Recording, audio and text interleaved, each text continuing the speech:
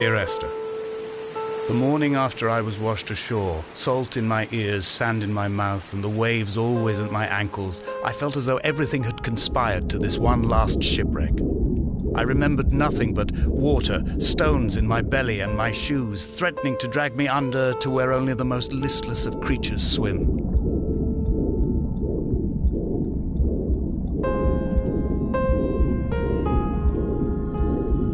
Come back.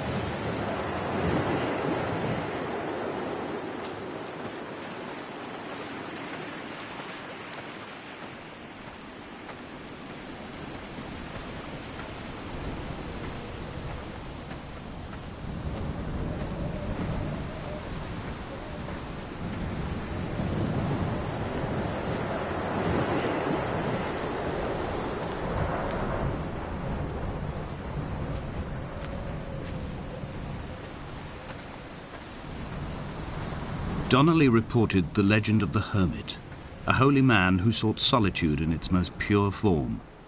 Allegedly, he rode here from the mainland in a boat without a bottom, so all the creatures of the sea could rise at night to converse with him. How disappointed he must have been with their chatter. Perhaps now, when all that haunts the ocean is the rubbish dumped from the tankers, he'd find more peace. They say he threw his arms wide in a valley on the south side, and the cliff opened up to provide him shelter. They say he died of fever 116 years later. The shepherds left gifts for him at the mouth of the cave, but Donnelly records they never claimed to have seen him. I have visited the cave and I have left my gifts, but like them, I appear to be an unworthy subject of his solitude.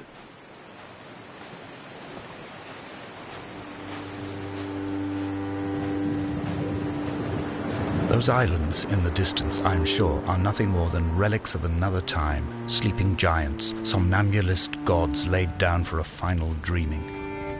I wash the sand from my lips and grip my wrist ever more tightly. My shaking arms will not support my fading diaries.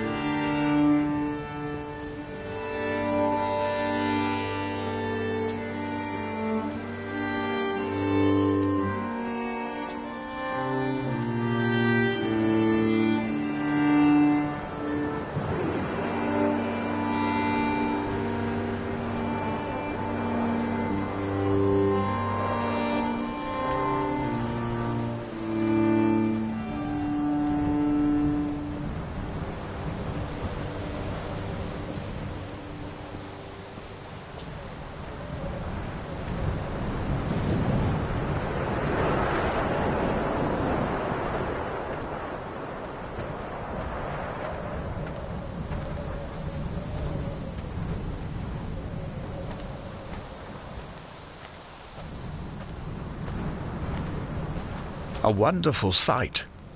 The moon cresting the junction between the cliff path and the stone circle. It cast a shadow of the ridge across the beach, all the world as if you had signed your name in untidy handwriting.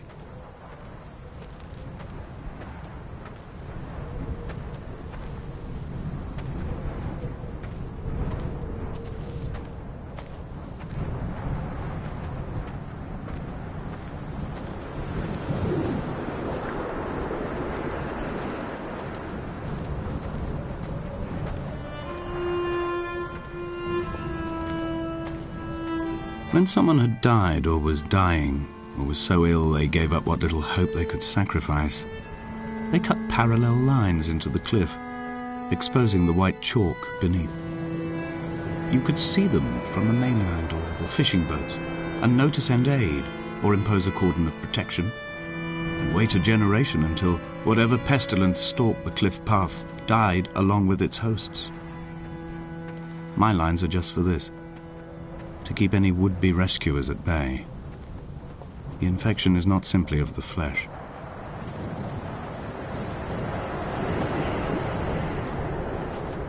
I quote directly, "A motley lot with little to recommend them.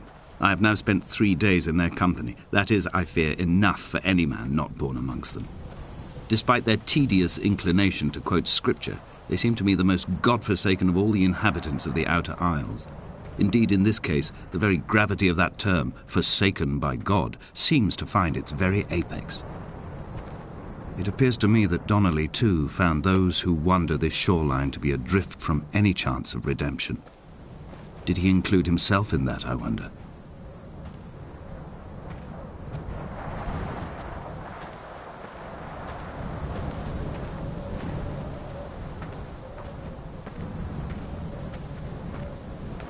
Dear Esther, I met Paul.